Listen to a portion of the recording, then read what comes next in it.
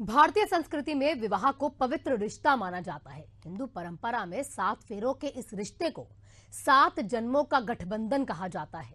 तो वहीं पर वैवाहिक बंधन में बंधने वाले नर और नारी को तो साक्षात लक्ष्मी नारायण का स्वरूप माना गया है। पर वर्तमान दौर इस पवित्र रिश्ते के खिलाफ खड़ा नजर आता है। निजी स्वार्थ के लिए समाज के सामने जैसी गंदगी परोसी जा रही है, वो आने वाले कल को कितना विभत्स बनाएगा, इसके कुछ अब नमूने सामने आ चुके हैं, जिसे देखकर ये कहना गलत नहीं होगा कि आज के भारत में रिश्तों की मर्यादाएं तार तार हो चुकी हैं। नमस्कार, मैं हूं आपके साथ अहाना पुंज। एशियन न्यूज के खास पेशकश दास्तान-ए-जुर्म में आपका स्वागत है। कहा जाता है कि इंसान को अपनी आखिरी सांस तक अपराध की दुनिया से वास्ता नहीं रखना चाहिए, क्योंकि गुनाह की ये जो छींटे हैं, ये एक बार किसी इंसान की जिंदगी से जुड़ जाए तो आने वाली जो कई नस्लें हैं उससे प्रभावित होती हैं। लेकिन आज के दौर में तो लोग ऐसी नसीहत को मानना ही नहीं चाहते, फिर करते वही है जिसका अंजाम उन्हें सलाखों के पीछे लेकर जाता है। आज के इस एपिसोड में हम अपराध के ऐसी कहानियों से आपको रूबरू करवाएंगे जिसे देखकर आपका विश्वास उठ जाएगा। आपको विश्वास ही नहीं होगा कि क्या हो रहा है आज की दुनिया में।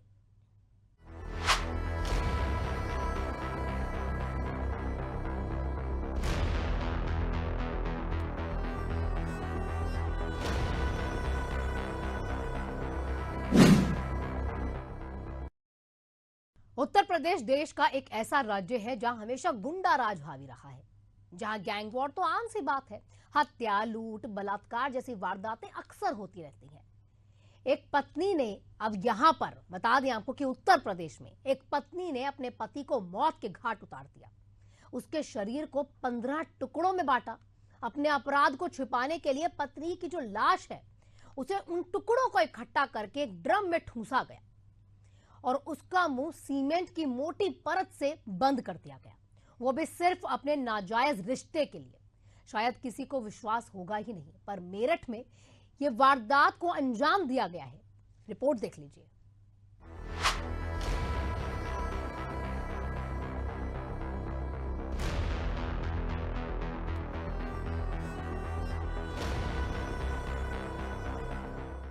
हर पिता चाहता है कि उसके घर में एक बेटी का जन्म हो, जिसे अच्छे संस्कार देकर वह अपने घर से डोली में बिठाकर ससुराल विदा करे। एक ऐसी बेटी जिसकी वजह से पिता का मान बढ़ सके, 2 परिवारों का मिलन हो और एक नए कुटुंब का निर्माण हो सके।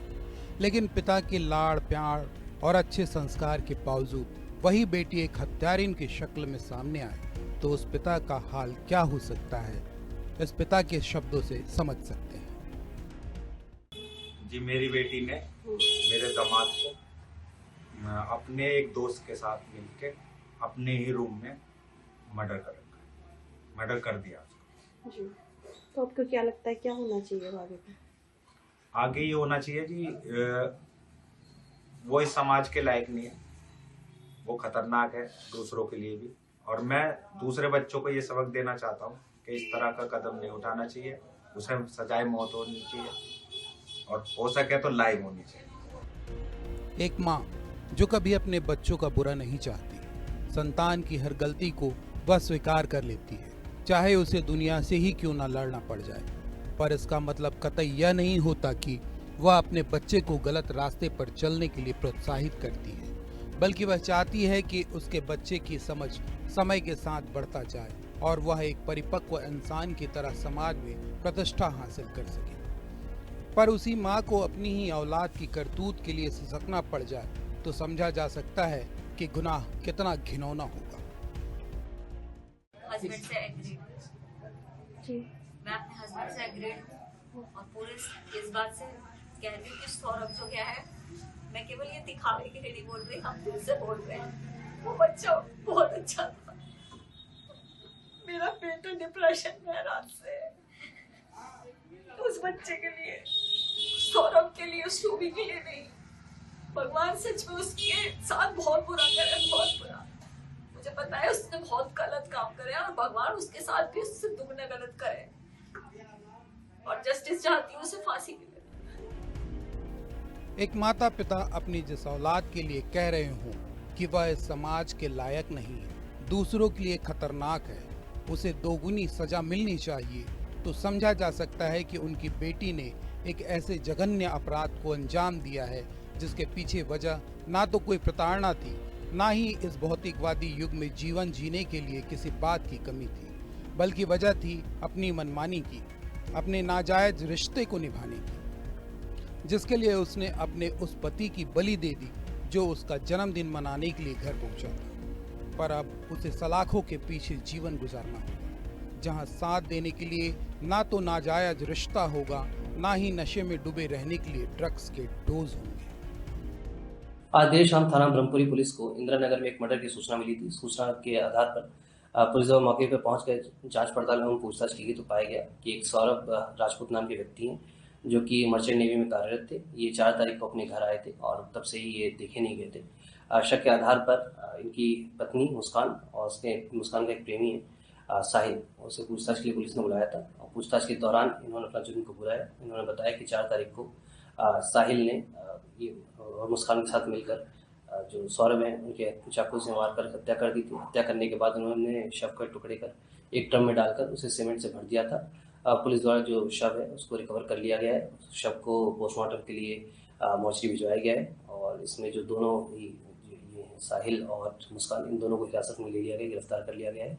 परिजनों की तहरीर के आधार पर सुसंगत धाराओं में मुकदमा पंजीकृत कर लिया गया है। अब इन दोनों को ही माननीय न्यायालय के सामने पेश कर आवश्यक विधि कार्रवाई की। अपराध की दुनिया का ये काला अध्याय उत्तर प्रदेश के मेरठ शहर का है, जहां का सजीला नौजवान सौरभ राजपूत, उसका नाम है, मर्चेंट नेवी में काम करता था। पढ़े लिखे होने के साथ वो एक सफल और योग्य नौजवान था जो मुस्कान से प्रेम विवाह करता है। जीवन खुशहाली में बीतता है, लेकिन मर्चेंट नेवी की नौकरी की वजह से सौरभ को अक्सर लंबे समय तक बाहर रहना पड़ता था। इसी बीच मुस्कान के जीवन में एक नया शख्स आता है, उसका नाम है साहिल। नाजायज रिश्ता कायम हो जाता है। अब इसकी भनक सौरभ को नहीं होती, पर दूसरी ओर उसके खिलाफ उसकी पत्नी अपने नाजायज रिश्ते को जिंदा रखने के लिए उसकी मौत की प्लानिंग करती है। रिपोर्ट देखिए।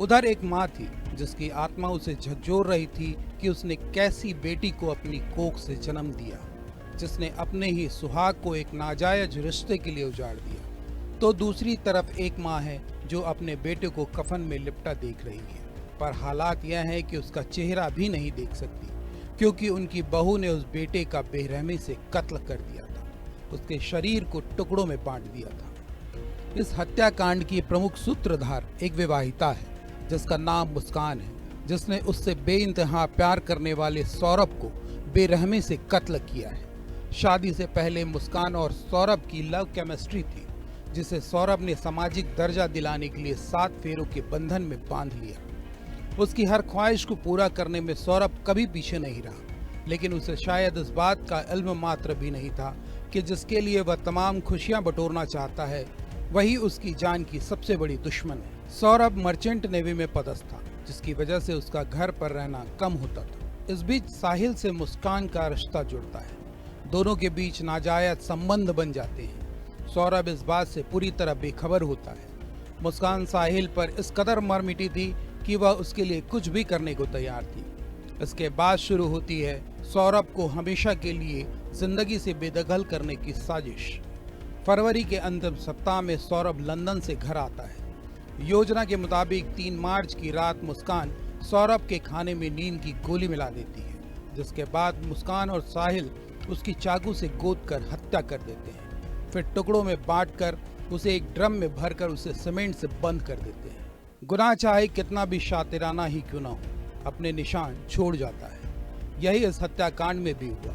आखिरकार संदेह के आधार पर ही सही, लेकिन साहिल और मुस्कान पुलिस हिरासत में पहुंचे, जहां उन्हें अपनी करतूत की हर सच्चाई से पर्दा उठाना पड़ा और अब दोनों सलाखों के पीछे हैं।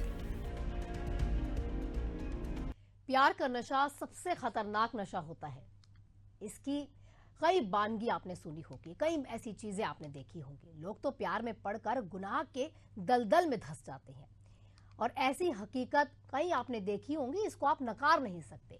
पर यह सब एक हद और एक उम्र की बात हो तो समझ आए। कहा तो यह भी जाता है कि प्यार में ना तो कोई उम्र होती है, ना कोई सीमा होती है, ना इसका कोई जन्म होता है, ना इसमें कोई बंधन होता है। इसीलिए तो इसे ब्लाइंड लव कहा जाता है। अब इसमें शादीशुदा महिला अपने 9 साल छोटे प्रेमी के साथ मिलकर पति को मौत के घाट उतारती है, फिर अपने संगीन अपराध को छुपाने के लिए शहर के दूर सुनसान जगहों पर जाकर लाश को बोरे में भर कर फेंक देती है और जला देती है। रिपोर्ट देखिए।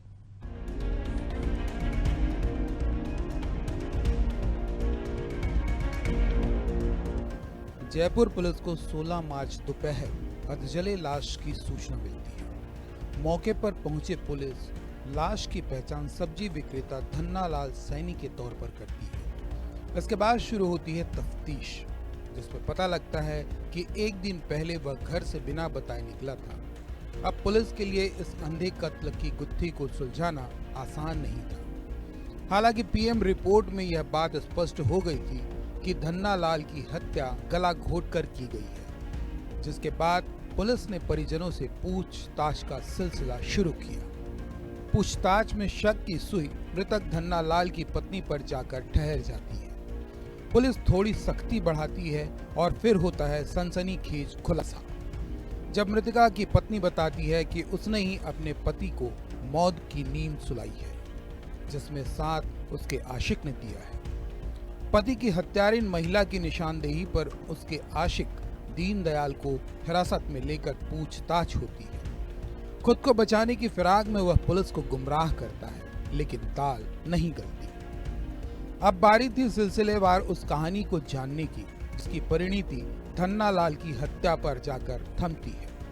तब हत्यारा युगल बताता है कि उनके बीच करीब 15 साल से प्रेम प्रसंग चल रहा है। धन्नालाल सब्जी बेचने का काम करता था। घर की माली हालत का बहाना बनाकर गोपाली देवी अपने आशिक के दुकान पर जाया करती थी। 15 मार्च को अचानक धन्नालाल उसी दुकान पर पहुंच जाता है और उसे अपनी पत्नी पर शक हो जाता है, जिसके बाद उसे बहाने से ऊपर वाले माले पर लेकर जाते हैं, जहां उसके सिर पर वार किया जाता है, फिर गला घोटकर उसकी हत्या कर दी जाती है। इसके बाद लाश को ठिकाने लगाने के लिए प्लास्टिक की बोरी का इस्तेमाल किया जाता है। उसके भीतर लाश को भरकर शहर से दूर बाइक से लेकर जाते हैं और बोरे सहित आग के हवाले कर देते हैं। 16 मार्च की शाम को दोपहर बाद एक सूचना मिली थी कि एक आधी जली हुई डेड बॉडी मोहाना थाना क्षेत्र में मेन सड़क से थोड़ी दूरी पर ढलान के ऊपर पड़ी हुई है, जिस पर तुरंत मौके पर एसीपी मानसरोवर और एसएचओ मोहाना मौके के जो अलामत थे वो कुछ इस तरह से थे कि ऐसा लग रहा था कि किसी ने इस व्यक्ति को, जो मृतक है, उसकी हत्या करके और डेड बॉडी को सबूत मिटाने के लिहाज से जला करके एक कट्टे में डाल के, और काफ़ी हद तक डेड बॉडी जली हुई थी, उसको वहाँ डंप किया हुआ था। न सिर्फ डेड बॉडी अनजान थी, बल्कि हत्या का जो अंदेशा था उस संबंध में भी कोई विशेष तरह का क्लू मौके के अलामत से हमें नहीं लग पा रहा था। एक चैलेंजिंग वारदात थी, बट इसमें एक विशेष टीम का गठन bravo south ACP Mansarovar, DST south और सर्किल मानसरोवर की टीम के चुनिंदा अधिकारियों को लेकर के किया गया, जिन्होंने लगातार 2 दिन प्रयास करके जो मृतक है, जो अननोन डेड बॉडी थी, उसको आइडेंटिफाई किया। मृतक का नाम धन्नालाल सैनी सामने आया। उससे टेक्निकल और जो मानव सूचना है उसको एकत्रित करते हुए पीछे की तरफ बढ़े, तो पूरी वारदात का खुलासा इस प्रकार से हुआ कि मृतक एक शादीशुदा व्यक्ति था, जिसकी पत्नी, जिसका नाम गोपाली देवी है, उसके कुछ विवाहेतर प्रेम संबंध के बारे में मृतक को अंदेशा था, और दीनदयाल नामक व्यक्ति से प्रेम प्रसंग होने का अंदेशा होने के कारण मृतक ने इस चीज़ को लेकर के आपत्ति करने का प्रयास किया, जिसमें आवेश में आकर के मृतक की पत्नी गोपाली और जो सह आरोपी है दीनदयाल, उन्होंने एक लोहे की रॉड से मृतक के सिर पर वार किया, जिस कारण से वो बेहोश हो गया और संभवतः मौके पर उसकी मृत्यु हो गई। उसकी जो डेड बॉडी है उसको छुपाने के लिए और हत्या के समस्त साक्ष्यों को नष्ट करने के लिए दोनों ही आरोपियों ने मृतक को एक कट्टे में डाल करके मोटरसाइकिल पे, और जो घटनास्थल है जहाँ से बॉडी बरामद हुई थी वहाँ डंप किया और उसको जलाने का प्रयास किया गया। एक बहुत लंबी दूरी तक सीसीटीवी कैमरे देखे गए। आरोपियों को संदिग्ध मानते हुए हिरासत में लेके पूछताछ की गई और ये घटनाक्रम पूरी तरह से क्लियर हुआ। और जो घटनाक्रम इस तरह से सामने आया है कि जब सिर पे वार किया गया था तो मृतक बेहोश हो गया था, परंतु उसकी हत्या करने के इरादे से उसके बाद उसको स्ट्रेंगुलेट करके गला घोट करके मौत के घाट उतारा गया। तो वारदात की शुरुआत होती है वो सांगानेर थाना क्षेत्र में जो सह आरोपी है दीनदयाल, उसकी दुकान है श्याम फैशन के नाम से, वहाँ पे हुई है, जहाँ इनकी बहस हुई, जहाँ इनकी मारपीट शुरू हुई। उसके बाद डेड बॉडी को और साक्ष्यों को नष्ट करने के लिहाज से एक सुनसान इलाका जो मुहाना थाना क्षेत्र में पड़ता है, नेवटा गांव में, वहाँ उसको डंप किया। जैसा कि मैंने बताया कि एक कट्टे में डाल के, वो कट्टा भी जो सह आरोपी है उसी की दुकान का पैकेजिंग मटेरियल है, उसमें डेड बॉडी को डाल के डंप किया और उसको वहाँ जलाया। हत्या की वारदात के बाद गोपाली देवी और दीनदयाल बीच बाजार से लाश को बोरे में भरकर ले जाते हुए सीसीटीवी कैमरे में कैद हो जाते हैं। यही एक साक्ष्य पुलिस के हाथ लगती है, जिस पर पुलिस संदेह के आधार पर आगे बढ़ती है और फिर इस अंधे कत्ल का खुलासा होता है।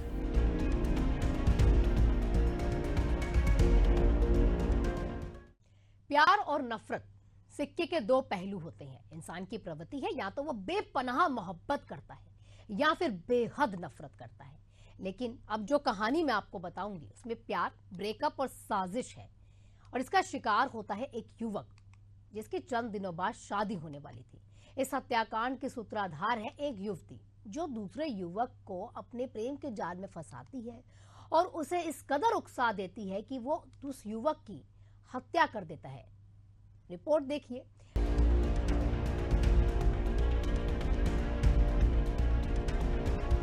पूरा देश 14 मार्च को होली खेलने के बाद थक कर सोने की तैयारी में था। वाराणसी भी उनमें से एक था। तभी शहर के जैतपुरा इलाके में खून की होली खेली जाती है। एक बाइक सवार युवक औसानगंज इलाके में डीएवी पीजी कॉलेज के पास रात लगभग 11 बजे पहुंचता है और घर के बाहर खड़े दिलजीत उर्फ रंगोली की गोली मारकर हत्या कर फरार हो जाता है। सवाल उठता है कि आखिर दिलजीत घर के बाहर कैसे आया? तो जवाब है कि उसे साजिश के तहत घर के बाहर बुलाया जाता है। दूसरा सवाल उठता है कि उसे घर के बाहर किसने बुलाया? तो कहानी कुछ ऐसी है कि दिलजीत जिस युवती के साथ प्रेम प्रसंग में था, वारदात के वक्त उससे ही बात कर रहा था। युवती बातों ही बातों में दिलजीत को फांसे रखती है और उसके कदम घर के बाहर पड़ जाते हैं, पर उसे इस बात का अंदाजा भी नहीं होता कि चंद पलों के बाद उसकी सांसें रोक देने वाली वारदात को अंजाम देने कोई तेजी से उसकी तरफ बढ़ रहा है। और आखिरकार बाइक सवार युवक पहुंचता है, सीने पर 2 गोलियां दागता है और फरार हो जाता है। दिलजीत पर गोली दागने वाला शख्स कोई और नहीं बल्कि उस युवती का दूसरा आशिक राजकुमार था, जिसने उस युवती की दीवानगी में भविष्य की परवाह नहीं की और साजिश के तहत हत्यारा बन गया। हत्या की यह वारदात सीसीटीवी में कैद हो चुकी थी, जिसके आधार पर शूटर राजकुमार को गिरफ्तार भी कर लिया गया, जिसके बाद साजिशकर्ता युवती सरस्वती को भी पुलिस ने गिरफ्तार कर लिया है। साथ में ये भी पता चला इसकी गर्लफ्रेंड भी प्लानिंग में इन्वॉल्व थी, तो उसको भी गिरफ्तार कर लिया गया। और ये जो घटना में प्रयुक्त 2 व्हीलर था उसको बरामद कर लिया, और जो वेपन जो असला था वो अभी इसको बरामदगी नहीं हुई है, और इसका पीसीआर लेके वो बरामदगी सुनिश्चित किया गया। अभी तो पूछताछ में क्या चीजें सामने आई, क्या वजह रही? ये प्रेम प्रसंग का ही मामला सामने आया है। जो मृतक है पहले जो गिरफ्तार हुए जो लड़की है उसके संपर्क में था, फिर जब इसका ब्रेकअप हो गया था, फिर उसके बाद जो मेन अभियुक्त हैं उनके संपर्क में आया। फिर ये इस बात के मन मुठाव हुई थी, और 1 महीने पहले से इसको पूरा प्लानिंग करके 14 तारीख को गोली मार के हत्या की गई। इन दोनों का, जो राजकुमार और राजकुमार की गर्लफ्रेंड है, दोनों को गिरफ्तार कर जेल भेजा जा रहा है, और राजकुमार का पीसीआर लिया जाएगा और उसकी निशानदेही से ये जो घटना में प्रयुक्त असला है उसको भी बरामद किया जाएगा। हैरान करने वाली बात है कि दिलजीत की कुछ ही महीनों पहले मंगनी हुई थी। चंद दिनों के इंतजार के बाद उसकी शादी होने वाली थी, लेकिन वह अपनी पुरानी प्रेमिका को छोड़ नहीं पा रहा था, जबकि सरस्वती दिलजीत से निजात पाना चाहती थी, क्योंकि उसकी जिंदगी में नए आशिक राजकुमार की एंट्री हो चुकी थी। दूसरी हैरानी की बात है कि दिलजीत ने ही कभी अपनी प्रेमिका से राजकुमार की मुलाकात कराई थी और तीनों में अच्छी जान पहचान भी थी। प्यार, धोखा, साजिश के शिकार हो चुके दिलजीत के घर पर मातम का माहौल है। कभी उसके सिर पर सेहरा बनने का ख्वाब उसके परिजन देख रहे थे, लेकिन अब उस बेटे की तस्वीर पर हार चढ़ गया है। इस हत्याकांड के बाद पूरा इलाका दहशत के साए में है। हालांकि यूपी के हर जिले में इस तरह की वारदातें आए दिन होती ही रहती हैं, लेकिन जिसके घर पर बीतती है वही समझ पाता है कि किसी अपने को खोने का दर्द क्या होता है।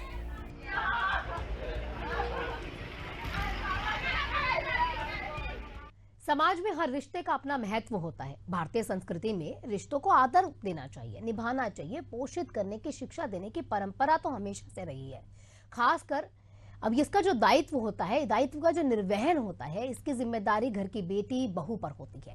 लेकिन वर्तमान दौर में तो रिश्ते किस कदर कमजोर हो चुके हैं, दास्ताएं जुर्म की इन सच्ची घटनाओं के जरिए आपके सामने लाने की हम कोशिश कर रहे हैं। एशियन न्यूज की इस खास पेशकश में वक्त हो चला है आपसे विदा लेने का। फिर हाजिर होंगे कुछ और नई घटनाओं के साथ। तब तक के लिए मुझे दीजिए इजाजत। स्वस्थ रहिए, सुरक्षित रहिए और अपना ख्याल रखिए।